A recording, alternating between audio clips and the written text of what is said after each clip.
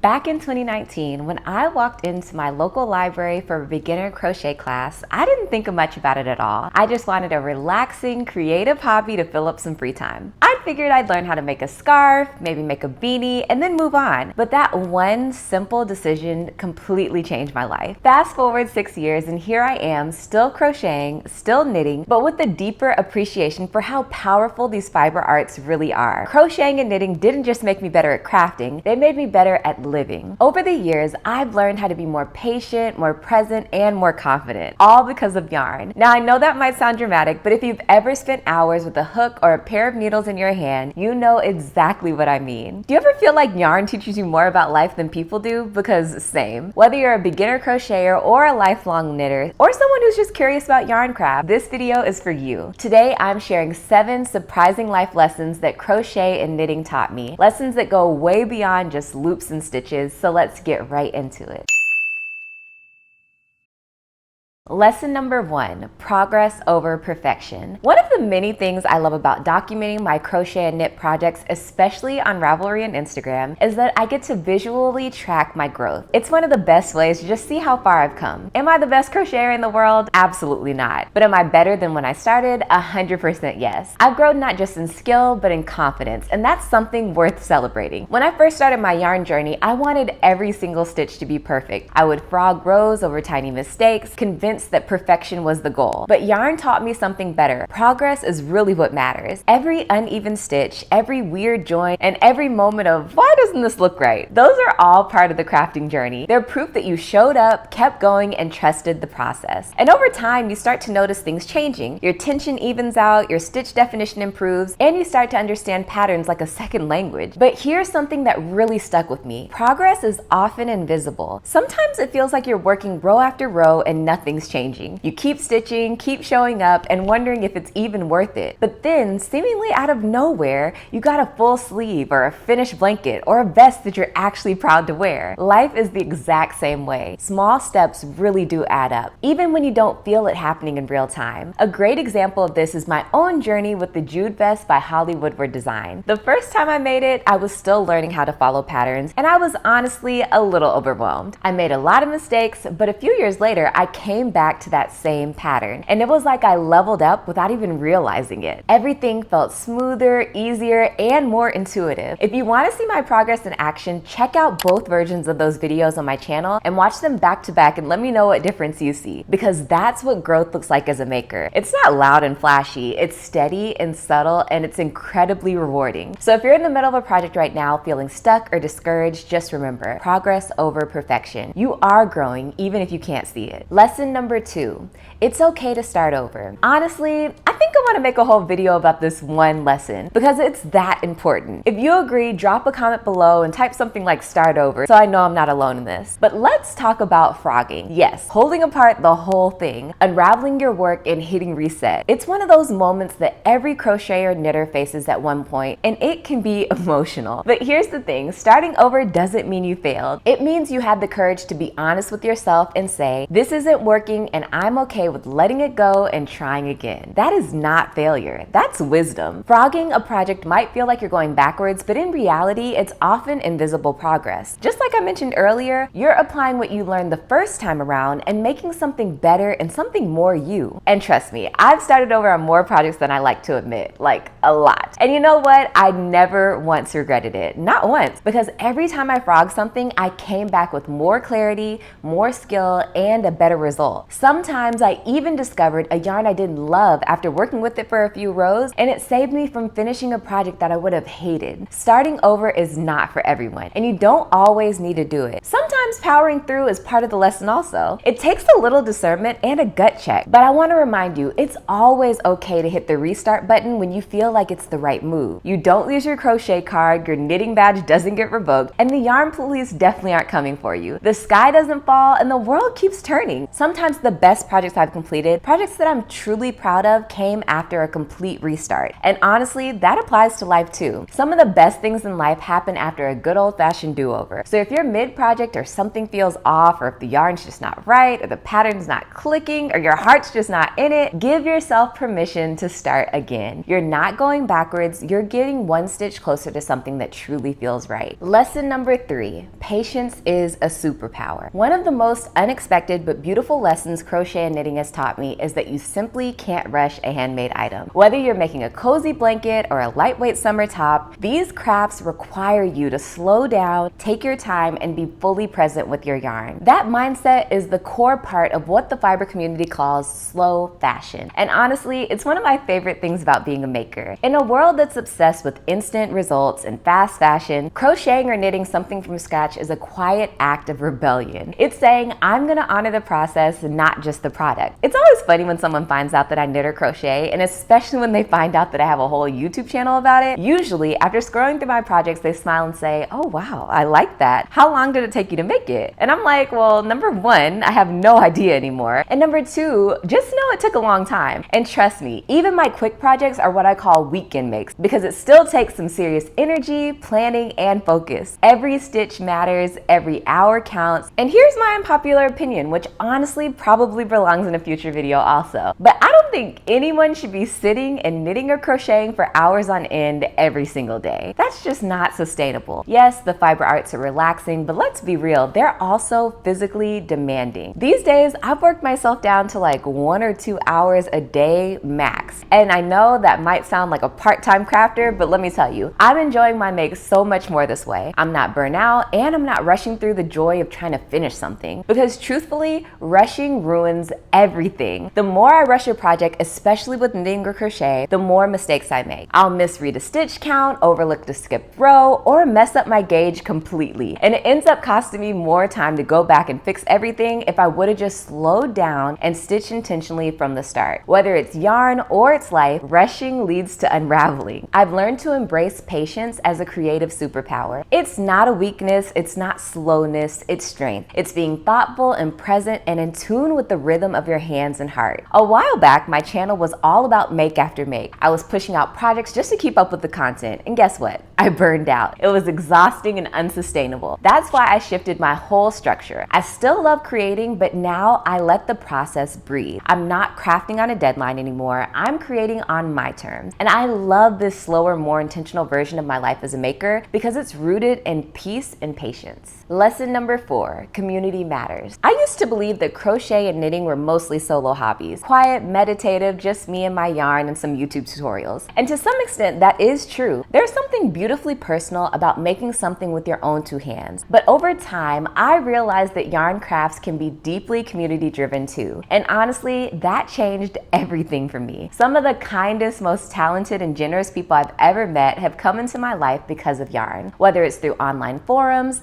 YouTube comments, Instagram pattern testers, or in-person events, the crochet and knitting community is such a warm and welcoming place. We don't just share patterns, we lift each other up, cheer each other on, and create space for learning and growth. Community can show up in a lot of different ways. One of my favorite entry points was through my local crochet and knitting class at my local library. Like I mentioned earlier in the video, I attended my first free class at a public library in 2019. I had no idea what I was doing, and I certainly didn't think it would become a lifelong passion. But sitting in a circle of other newbies, people just like me, fumbling with their first chain or knit row, was so empowering. We laughed through our mistakes, celebrated our tiny wins, and helped each other with the basics. That class didn't just teach me how to crochet and knit, it gave me a sense of belonging in the fiber arts world. Another form of community that I've deeply loved is pattern testing. Now, I haven't pattern tested in years, but when I was more active in that space, it played a huge role in my development as a crafter. Testing patterns introduced me to indie designers, challenged my skills, and taught me how to read and interpret patterns in a structured way. But the best part were the people in those groups. Makers from all over the world giving feedback, encouraging one another, and sharing tips. It kind of felt like a virtual craft circle. And of course, there's this YouTube channel, She Tried It. This space has truly become one of the most heartwarming parts of my fiber journey. I'd never expected that sharing my experience with crochet and knit would create such a vibrant, supportive community. I've had the privilege of helping people work through difficult patterns, introducing viewers to brand new yarns and indie designers and creating a place where creativity feels safe and celebrated. I don't know if you've noticed like me, but lately this channel has been growing like crazy. And if you're new here, welcome. It's been incredible to watch more and more crafters find this space. But what's blown me away even more than that is despite the growth, we've still maintained a genuine, tight-knit community vibe. No pun intended. I see the comments, the conversations, the encouragement you give each other, and it means the world to me. I do my best to respond to as many comments as I can, but just a reminder, this isn't my full-time job and I'm still very much a newlywed, so I'm balancing a lot right now. But know that whether I heart your comment or reply, I see you and I value the connection we're building here. Crochet and knit might start out feeling like solo activities, but trust me, the community you find along the way is totally priceless. Whether it's a local yarn group, a global pattern testing team, or the sweet folks hanging out in the comments here on YouTube,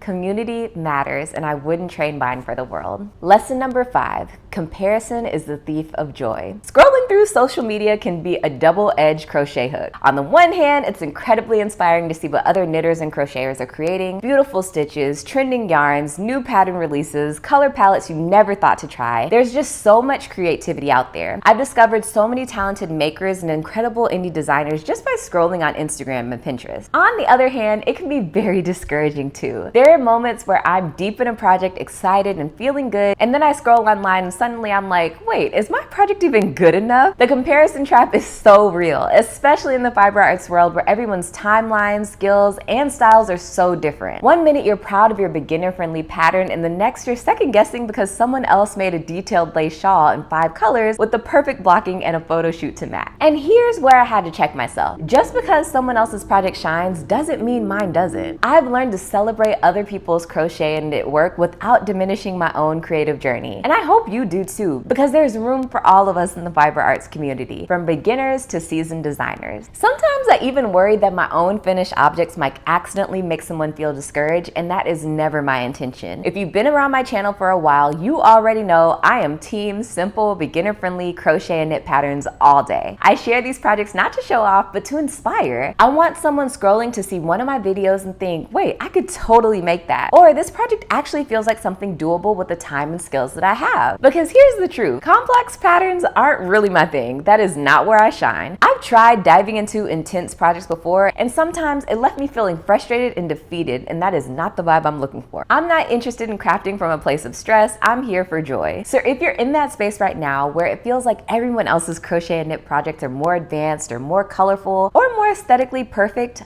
pause, take a breath, and remind yourself what you create has value. You have value. Your work is worth celebrating exactly as it is. That's true in crafting, but even truer in life. Don't let comparison rob you of the joy you could feel from your own hands and heart. Celebrate others, but don't forget to honor your own creative journey. You're learning, you're growing, and you're showing up for your craft, and that is beautiful. Lesson number 6, not everything is meant to be finished. Some projects get abandoned, and not just yarn projects. Sometimes it's relationships, careers, goals, or dreams you held close. And you know what? That's okay. Letting go is not the same as giving up. In the world of crochet and knitting, we've all got a WIP graveyard, or those works in progress that get started out as something full of promise, but somewhere along the way they lose their spark. That yarn doesn't feel right, the pattern wasn't speaking to us anymore, or life just shifted on us. And at first it feels a little disappointing. You probably think, I should really finish that blanket I started 3 years ago, or I can't believe I've never finished that sweater. But over time, I've realized that not finishing isn't failure, it's growth. The same way you outgrow patterns or color palettes, you can outgrow jobs, relationships, or goals. What once felt like the right fit may no longer serve who you're becoming. You're allowed to pivot. You're allowed to put things down, projects or paths that no longer align with your purpose or your peace. Now, don't get me wrong, finishing is amazing and I strive for that feeling as often as I can. Completing that final row, weaving in the ends, blocking a garment and seeing it come to life is such a satisfying feeling. Just like celebrating a 30-year job anniversary that you started right out of college is definitely something to be proud of. But not every story looks like that, and it doesn't have to. Some journeys are clean, straight lines, but others are full of twists, restarts, frogged rows, and tangled yarn, and that's real life. That's just your creative and personal journey taking shape. Sometimes the best decision you can make is to let go of what no longer serves you and make space for something better, whether it's a half-finished project or a job that's drained your joy. Release it without any guilt. I've had projects that I've unraveled completely and it felt liberating. I've had goals that I quietly set down only to realize they were leading me to a different but better direction. So if you're holding on to something, craft or otherwise, just because you feel like you should finish it, give yourself permission to pause or even stop altogether. Your worth is not tied to your ability to complete every single thing that you start. In fact, sometimes letting go shows more courage than finishing ever could. Whether you're navigating unfinished crochet projects, career changes, or life transitions, remember this: the path may not be linear, but that doesn't mean it's not leading you to somewhere meaningful. You're still moving forward, you're still growing, even when you put that project down. Lesson number 7, creating is healing. There's just something about turning a skein of yarn into something tangible that brings me so much peace. The rhythm of stitching, the gentle pull of the yarn, the quiet hum of your thoughts as you move from row to row, it's incredibly meditative and healing. For me, yarn became therapy that I can hold in my hands. Whether I've been crocheting a simple dishcloth or working on a longer knitting project, I found that these moments of creating are where I can process the day, connect with myself, and even with God. This might surprise some people, but as the channel continues to grow, I want to be honest and transparent with you. I am a Christian and I love Jesus. This is not something I try to hide, and it's not something that I'm ashamed of. I know that sometimes when I mention my faith, a few people choose to unsubscribe or click away, and you know what? That is perfectly fine, because truthfully, I'm most likely going to be a Christian longer than I'll ever be a crocheter. Faith is foundational for me, and it influences how I create, how I serve, and how I show up in this world. One verse I hold very close is from Genesis 1:27, where it says, "So God created man in his own image. In the image of God he created them, male and female he created them." That verse reminds me that we were made in the image of our Creator, and when we create, we reflect Him. Whether it's yarn, paint, pottery, gardening, photography, whatever it is, when we make something, we're tapping into something divine. That creative spark isn't just a hobby for many of us. It's a pathway to healing. It's a way of connecting to our purpose. And that's why I truly believe that knitting and crochet can be deeply therapeutic. It's not just about making a sweater or finishing a project. It's about what happens to your mind and heart while you're doing it. Some call it fiber arts therapy and others just call it peace, but I call it grace in motion. And listen, maybe yarn crafts are not your thing, but that's totally fine, because I do believe every person deserves to find a creative outlet that lets them slow down, reflect, and connect with their inner self, because creativity is more than a hobby, it's part of our design. So whether you're a fellow Christian crocheter, someone exploring mental health benefits of knitting, or just looking for peace in a fast-paced world, I hope you find that moment, that quiet joy in whatever you choose to make. Woo!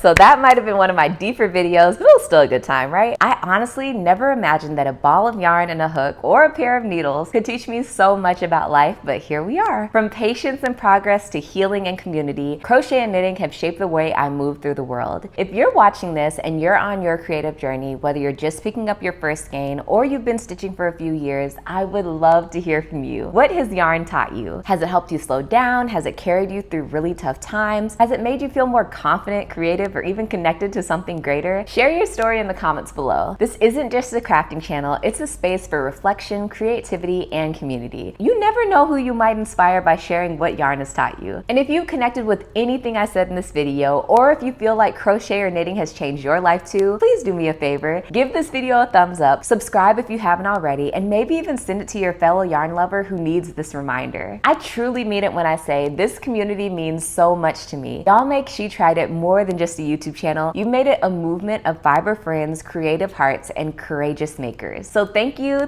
for listening, for commenting, and for growing with me. And wherever you are in your yarn journey, whether you're in the middle of a messy project or you just finished your proudest make yet, I hope you keep going, because trust me, the yarn is teaching you more than you know. But I'll see you in my next video. Bye!